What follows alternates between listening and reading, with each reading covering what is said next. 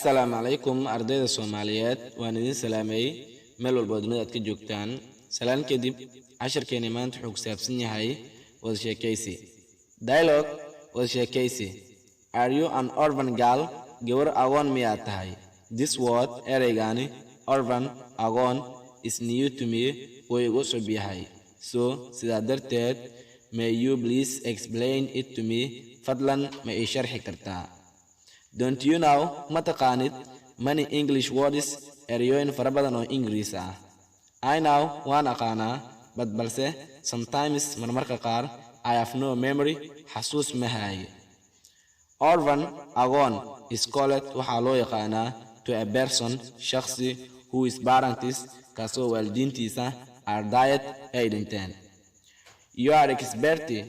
khatar ayaad ku tahay ama khabiir ayaad ku tahay at explaining words erayo sharxida so sidaa darteed are you still studying walima baranaysaa